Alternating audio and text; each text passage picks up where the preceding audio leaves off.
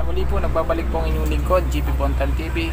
Narito na naman po, may kunti tayong sharing sa kalaman, sa paghahalaman sa mga kabonsay, mga kaplantito, mga kaplantita. Hello po sa inyo, sana po nasa maayos kayong kalagayan. Ngayon po is may share ko sa inyo tungkol sa isang halaman na ganito, kung paano natin siya napapalaki o napapagate o napaparami, at na paano natin siya nabobonsai higit sa lahat. Kasi maganda dito, nakikita po natin sa mga kadalasan sa mga nagla-landscape, sa mga bahay-bahay na ginagawang mga parang mga ginagawang Christmas tree o lahat ng mga ginagamit pang landscape, mga kabonsai. Nandito po sa harapan nyo, ay bago ko po simulan is shoutout muna po pala si OLTV Mix Vlog. Hello po sa iyo kabonsai. Salamat po sa patuloy na support sa channel ko. Hello po at lahat po ng kabonsai natin dyan. Hello po sa inyo. Magandang araw po. Isa pong pinagpalang araw sa inyong lahat. Andito po sa harapan natin is tinatawag po natin na common name niya is Podocarpus, o tinatawag din po siyang Maki plant or plum pines. Yan. Ito po yung bonsai natin.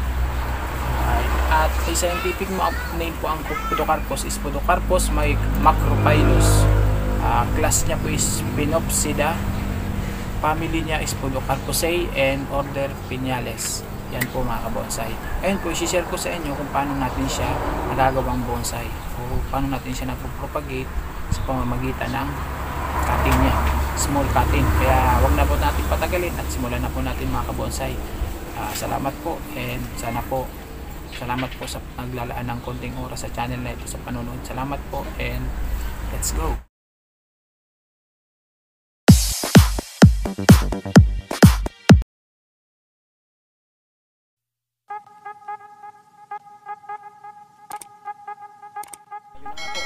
Nandito sa harapan natin yung ating bonsai. Ito po ay nagsimula sa isang cutting. Tulad po ng ganito.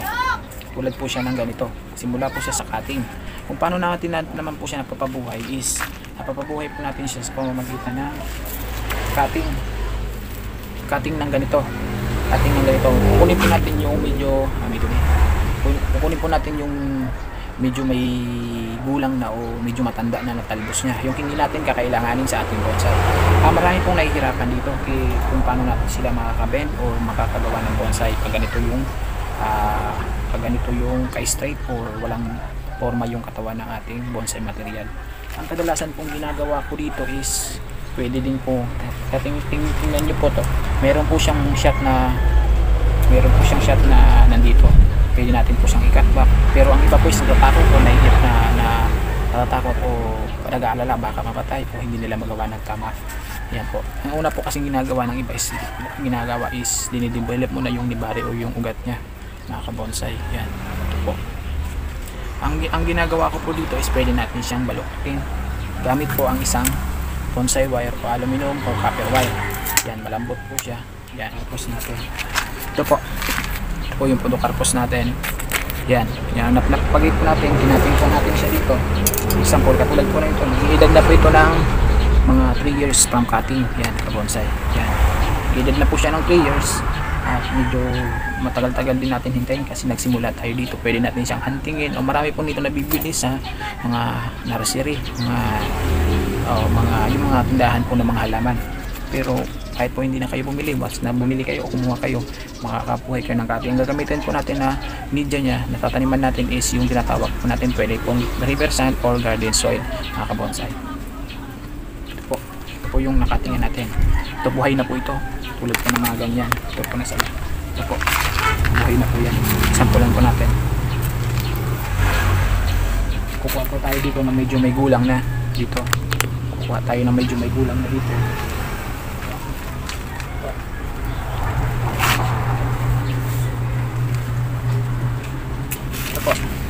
Nakating na po natin, no? Spray, nilinisan ko po, naalis ko to. Yan, dito tusok ko na po siya sa river sand na pinagagawa natin, pinabubuhay natin ng bonsai or kaya sa garden soil. Ito po yung magiging result niya after 1 month. Yan, magiging ganyan na po yan. Yan, dinunot po natin siya dito. Yan, buhay na po yan, meron na pong ugat.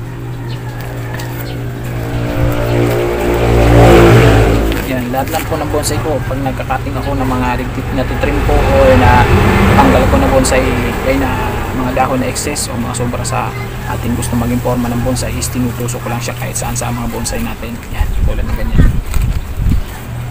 Yan, kung nabubonsai naman po natin, is pag ginagito nababuhayin natin, napalaki na natin after a month, ganyan na po yan.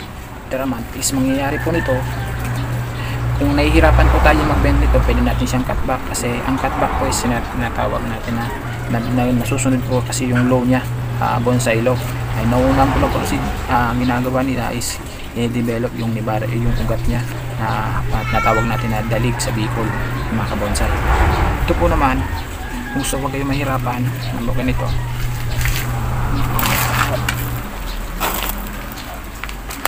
Yung mga kabonsai is nilalagyan natin yan ng bend.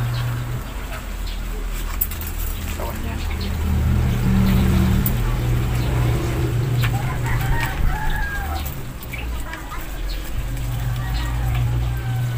Pwedeng maging design nito is literati.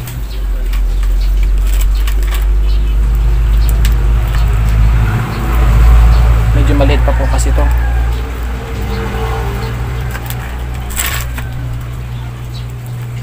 Nahinay lang mga kabonsai lalo sa mga babuhan.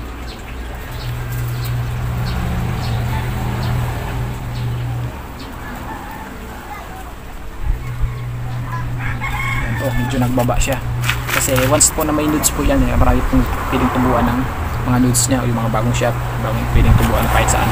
Kaya papaikliin po natin siya, lalagyan natin siya ng may kunting bend para magkaroon ng forma yung bonsai natin.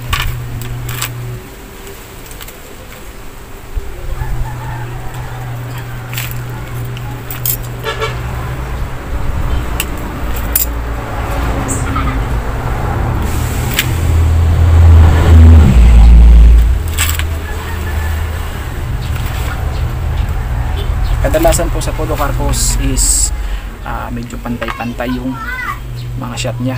Pantay-pantay yung mga shot niya, kaya katulad po ng ganito. Tulad po ng ganito, marami po kung kinatin dyan. Ito po yung naging first branch niya. Ito po naging first branch niya. Ito, itong parting to hanggang sa naging second branch. Mayroon po siya dati dito, nakapantay. Yan, yung second branch hanggang sa nabuk po natin. After 3 years po, meron na tayong bonsai. Simula po lang po ito nung lockdown. Simula ng lockdown, ginamitan lang po natin siya ng pataba at in extension patinaton ko po siya sa ground. Yung ground training po ang ginawa ko dito mga kabonsai.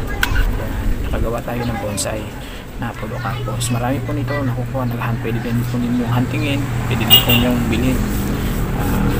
Pero ngayon po is sinare po sa inyo yung aking ginawang bonsai. Sana po nakatulong sa iyo po ang kasabay niyo.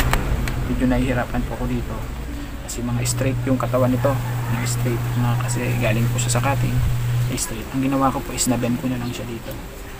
Nawa ko na lang, nag-bend na lang ako dito. Tignan nyo, may bend siya. Tinalian ko siya dito. Yan. Ito po, may tali po siya. Yan, may tali po. Yan na. Yan mga kabonsai. Ayan. Mga kabonsai, ito na yung naparami natin. Meron pang mga cutting na extra pa. Daw Taiwan. Yan. Ito po. Naparami natin through stem cutting. Marami pa po nito sa ating taniman garden.